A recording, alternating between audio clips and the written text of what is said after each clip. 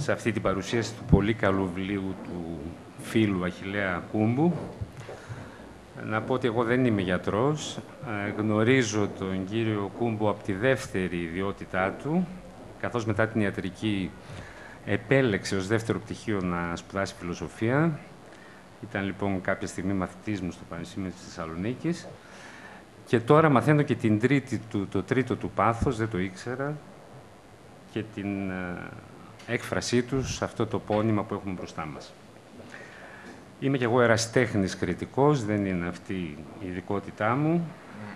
Κάποια σημεία ήδη ο κύριος Κιαδάς μου τα κάλυψε, θα προσπαθήσω να το προσπεράσω, αλλήμον αυτό έχει ο τρίτος πάντα της παρέας, μένοντας σε κάποια άλλα που ίσως δεν θίχτηκαν.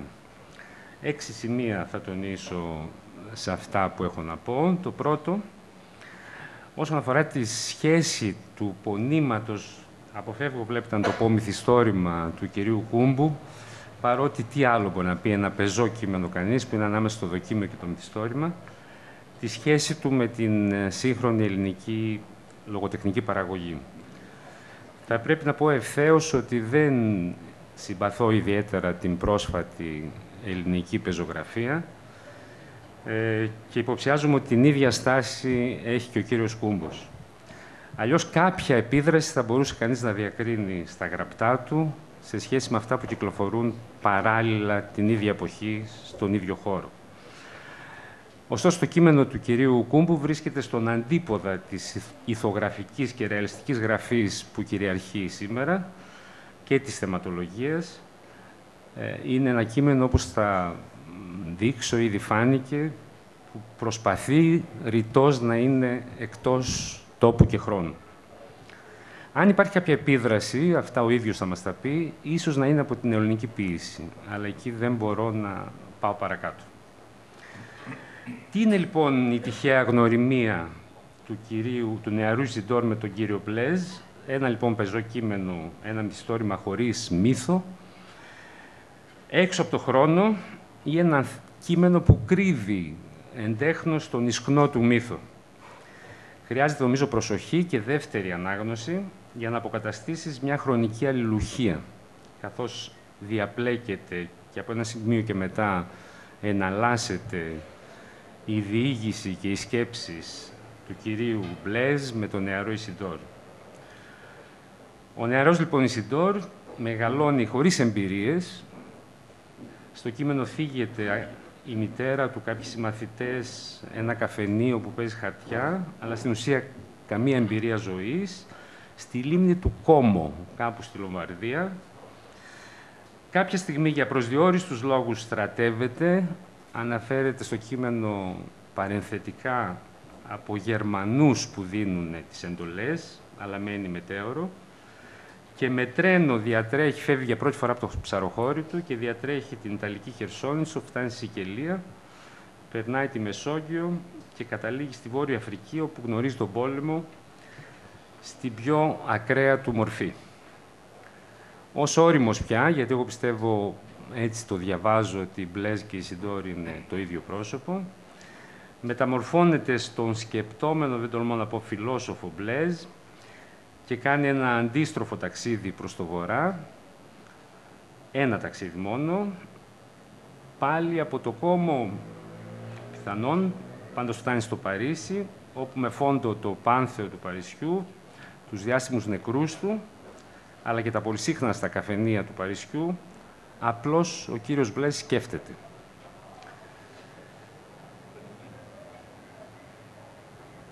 Ελάχιστες λοιπόν ενδείξεις τόπου, στοιχειώδεις, καμία ένδειξη χρόνου, καμία αιτιότητας. Να υποθέσουμε ότι όλα αυτά διεξάγονται κάπου στις αρχές του 20ου αιώνα, είναι μια υπόθεση. Ούτε καν το αρχές, ούτε καν το 20ου αιώνα. Και στα δύο ταξίδια αυτό που έχει σημασία είναι η σκέψη των ηρώων και όχι τα γεγονότα που συμβαίνουν στη διάρκεια της πορείας. Ιζιντόρ και Μπλέζ, νομίζω δεν υπόθηκε, οι αναφορές είναι διαφανείς. Ιζιντόρ παραπέμπει στο Λοτρεαμόν, τον καταραμένο Γάλλο ποιητή του τέλους του 19ου αιώνα. Μπλέζ θα πρέπει να είναι ο Μπλέζ Πασκάλ, ο φιλόσοφος ο Γάλλος του 17ου αιώνα, γνωστός κυρίως ως μαθηματικός, αλλά και ως φιλόσοφος με ειδική σχέση τη σκέψη του πάνω στο θείο που διατρέχουν, όπως είπε ο κύριος Κιαδάς, στο κείμενο του κυρίου Κούμπου. Ένα κείμενο λοιπόν που δεν μοιάζει με κανένα παράλληλο και σύγχρονό του, δεν θέλει να μοιάζει. Εσκεμμένα προφανώς επιλέγονται τοπογραφία εκτός Ελλάδος, δεν υπάρχει καμία αναφορά στην Ελλάδα σε όλο το βιβλίο, προφανώς εσκεμμένα. Ονοματολογία εκτός Ελλάδος και χρόνος απροσδιόριστος. Αν έπρεπε οπωσδήποτε να βρω επιδράσεις παράλληλα, προηγούμενα, θα τολμούσα να πω ότι ένα παρόμοιο κείμενο, όχι βέβαια στο λόγο του, αλλά στη λειτουργία του, θα ήταν το πεθαίνωσα χώρα του Δημήτρη Δημητριάδη. Έχει κάποια κοινότητα απεύθυνσης. Ή θα σκεφτόμουν έναν συγγραφέα που κανείς δεν αναφέρει πια, δεν ξέρω αν ο Αχιλλέας το ξέρει, τον Γιάννη τον Πάνου. Πέθανε νωρίς, αλλά το έργο του δεν είναι αναγνωρισμένο, αλλά είναι πάρα πολύ σημαντικό κατά τη γνώμη μου. Τα χαρακτηριστικά αυτά που ανέφερα, τέταρτο σημείο, εμφαίνονται, αντανακλώνται και στη γλώσσα του βιβλίου. Είναι μια γλώσσα που επιλέγεται να αποτελείται από λέξεις βασικές και αιώνιες. Δεν υπάρχει αναφορά στο παρόν. Αυτό δεν σημαίνει εκλέπτηση λόγου. Η γλώσσα είναι τραχιά του βιβλίου, είναι η καθομιλουμένη, αλλά δεν είναι η σύγχρονη. Αν γραφόταν από το ίδιο συγγραφέα το ίδιο βιβλίο με τον ίδιο σκοπό, θα μπορούσε να γραφεί, νομίζω, και κατά το 19ο αιώνα και κατά το Μεσαίωνα και να χρησιμοποιεί απλώς τις λέξεις της εποχής, όχι της εποχής, τις ίδιες, ας πούμε, της τρέχουσας γλώσσας εποχής, αλλά στην ίδια αιώνια σημασιολογία τους. Αναφέρονται προτάσεις και λέξεις που συνδέονται με την ανθρώπινη ύπαρξη. Και αυτή η ύπαρξη δεν έχει χώρο και τόπο. Είχα σκοπό, αν προλαβαίνω, να διαβάσω ένα κείμενο κάπως πιο μεγάλο από το βιβλίο, γιατί νομίζω ότι αυτό θα λείπει από την πρόσληψή σας και μετά θα πάω πολύ σύντομα. Είναι ένα κείμενο που δείχνει, νομίζω, το στυλ του συγγραφέα και υποθέτω στους παρουσιάσεις οι περισσότεροι δεν έχουν διαβάσει το βιβλίο και είναι κίνητρο για να το διαβάσω. Είναι 2 σελίδες που ο Αχιλλέας αφιερώνει στον ταχυδρόμο της λίμνης του Κόμου. Κοιτούσα τα χέρια του ταχυδρόμου όταν μοίραζε τα γράμματα που έστελναν τα παιδιά από την Αμερική. Δεν με ένοιαζαν οι ιστορίες τους, αλλά τα απαλά και περιποιημένα δάκτυλα του ταχυδρόμου. Έστεκαν όλα στη θέση τους και όταν καμιά φορά με χαιρετούσε, προσποιούμουνα ότι το δεξί μου χέρι έπιανε τον καφέ και του πρόσφερα το αριστερό. Είναι αγένεια να δίνεις για χειραψία το αριστερό χέρι, αλλά μεγαλύτερη να ζητάς χειραψία από ξυλοκόπο και ψαρά που δουλεύει με δυναμίτη. Κανείς που αγάπησε τα δέντρα, ο Ισιντόρ είναι ξυλοκόπος, και έπαιξε με το δυναμίτη, δεν θαύτηκε με 10 δάχτυλα. Ο ταχυδρόμος χαιρετούσε μόνο τους ξυλοκόπους και τους ψαράδες. Ήθελε τα όμορφα δάχτυλά του να δείξουν στα λιγοστεμμένα δικά μας πόσο όμορφα ήταν. Κανείς ποτέ δεν κατάλαβε το μίσος ενός ανθρώπου που έφερνε μόνο κακά μαντάτα για εμάς που δωρήσαμε τα δάχτυλά μας στα φύλλα και στα λέπια. Ο πιο κακός του κόσμου είχε τη μορφή του καλοκάγαθου ταχυδρόμου.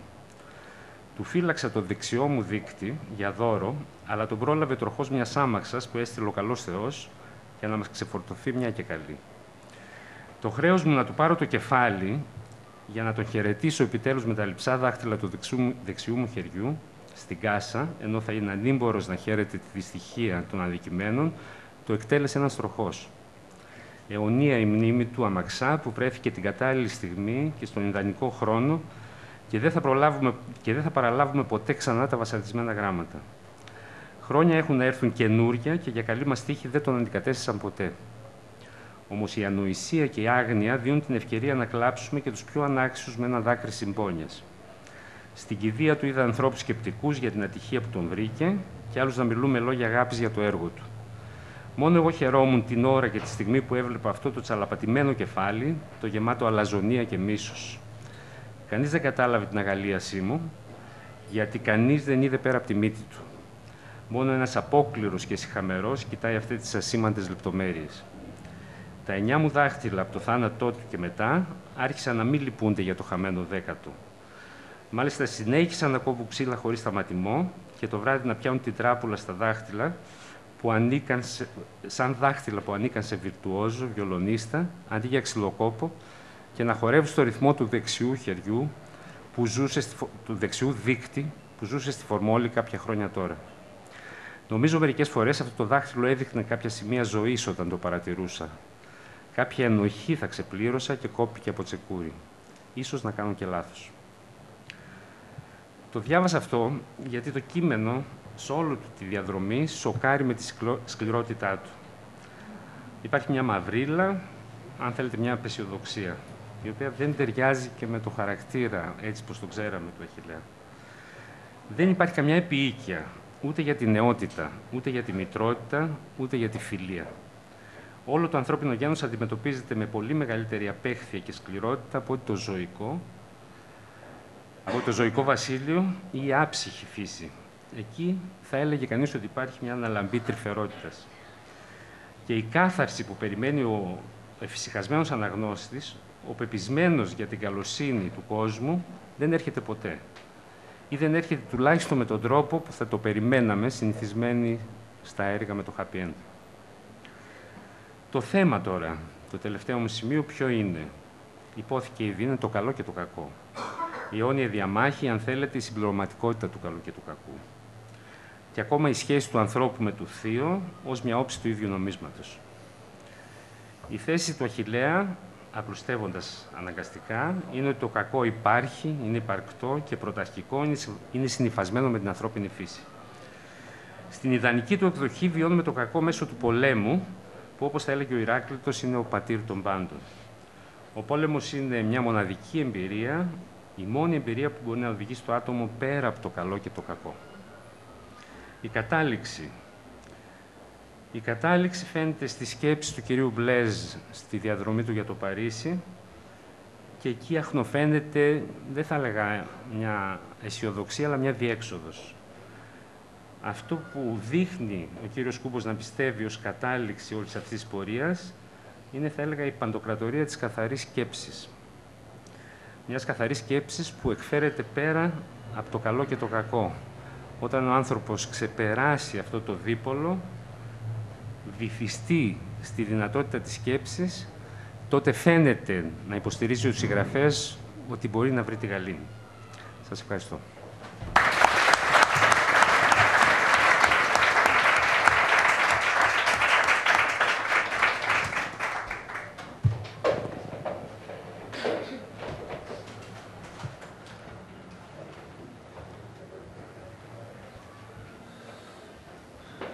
Καταρχήν να σας ευχαριστήσω τους τρεις ομιλητές μας που πραγματικά έδωσαν μια άλλη διάσταση την οποία δεν την είχα φανταστεί ούτε καν εγώ. Δεν θα κλέψουμε πολύ από το χρόνο σας. Νομίζω έχουν υποθεί πάρα πολλά πράγματα. Έχω σημειώσει κάποια από εδώ και ίσως κάποια να μου έρθουν στην πορεία. Τι είναι το βιβλίο? Μου έχουν κάνει αυτή την ερώτηση πάρα πολλές φορές. Προσπαθώ να βρω μια απάντηση. Λένε ότι ο πιο ειδικός, αλλά ταυτόχρονα και ο πιο ανίδεος, για να μιλήσει για ένα δημιούργημά του, είναι ο ίδιος ο δημιουργός. Αυτό είναι ένα, φαντάζει, παράδοξο. Είναι σαν να θέλω εγώ ο ίδιος να μιλήσω για ένα βιβλίο και να περάσω ένα αγκίστριστο, όπως βάζουμε στα ψάρια που λέμε. Δηλαδή θα πέσω ο ίδιος θύμα του βιβλίου μου και δεν θέλω να το κάνω. Λοιπόν, σε αυτή την ερώτηση που μου έχουν υποβάλει κάμποσες φορές, Αχιλλέα, πες μας το βιβλίο, τι είναι, να το πάρουμε, να το διαβάσουμε? Τους λέω το εξής απλό, παραστατικά. Είμαι, λέω, σε ένα τεράστιο δωμάτιο, πολύ πιο μεγάλο από αυτό. Θα καταλάβετε τι εννοώ. Σκοτεινό. το οποίο λέγεται ανθρώπινη ψυχή. Κρατάω στο χέρι μου ένα μικρό κερί, αναμένο, το οποίο θέλω να πιστεύω ότι το άναψε η λογική μου. Με αυτό λοιπόν το μικρό κερί προσπαθώ να φωτίσω αυτό το τεράστιο δωμάτιο. Όταν λοιπόν αναφέρω αυτό το γεγονός, ή μάλλον αναφέρω αυτή την δική μου εκδοχή, δεν μου κάνει κανένας καμιά άλλη ερώτηση. Δεν ξέρω για ποιο λόγο. Νομίζω είναι πασιφανές. Αυτό λοιπόν πραγματεύεται το βιβλίο, την ανθρώπινη ψυχή, δηλαδή αυτή που είναι κοινή σε όλους. Δεν υπάρχει ένας άνθρωπος ο οποίος δεν έχει μια τέτοια ψυχή. Δεν θέλω να την ορίσω τι είναι. Ας πούμε ότι έχει ο καθένας, ό,τι καταλαβαίνει από αυτή τη λέξη, η οποία έχει τεράστιο μέγεθος. Γι' αυτό λέω αυτό το τεράστιο δωμάτιο. Ίσως είναι αυτό το τεράστιο σύμπαν, αυτή η ψυχή. Για το βιβλίο θα πω ότι γράφτηκε σε στιγμές μεγάλου πάθους, όχι παθημάτων, ούτε παθητικότητας. Είναι αυτό το πάθος το οποίο έχει μόνο ενέργεια. Λίγο σχήμα οξύμορο να βλέπεις ένα πάθος να έχει ενέργεια. Λοιπόν, αυτό το πάθος το οποίο κινεί τον άνθρωπο. Το οποίο πάθος παίρνει διάφορες μορφές. Μία από αυτές τις μορφές είναι οι μορφές μιας σκέψης, να οδηγηθεί στα δάχτυλα και να τη γράψουν αυτή τη σκέψη. Είναι μια μορφή πάθους. Υπάρχουν πάρα πολλές μορφές πάθους. Θα σας αφήσω για το τέλος μια άλλη μορφή πάθους. Είναι η έκπληξη που θέλω να σας αποκαλύψω σε λίγο.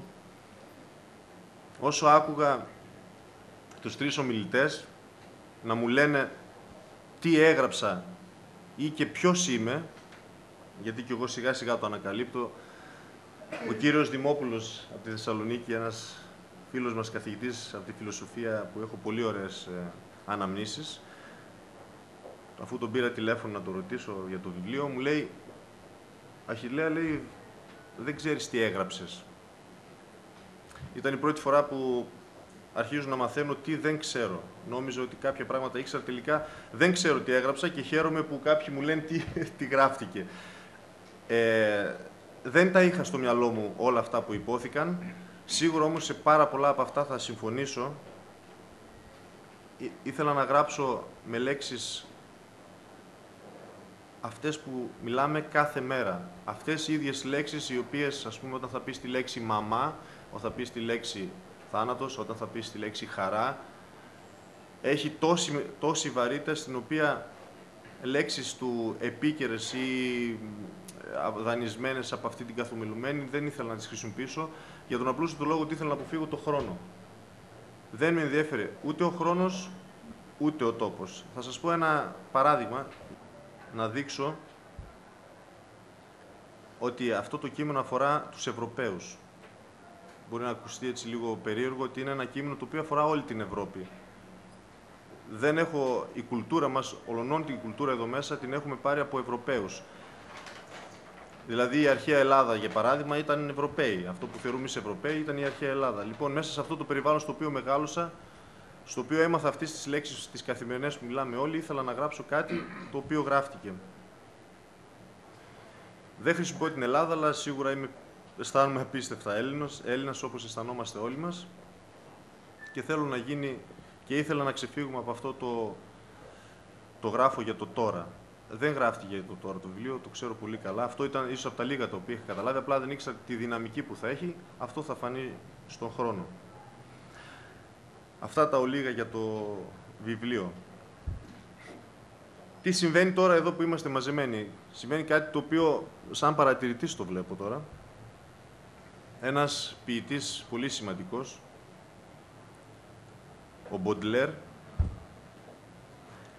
λέει «Το χάνει το γνωστό που είναι γραμμένο στα βιβλία, θα φάει, θα πιει, θα ξαποστάσει.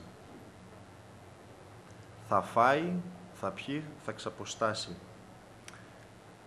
Αυτή λοιπόν είναι μία, θα την έλεγα, χοντροκομμένη ευτυχία, μια ευτυχία που ικανοποιεί ταπεινές φιλοδοξίες. Το θα φάει, θα πιει, θα ξαποστάσει είναι η ικανοποίηση ζωωδών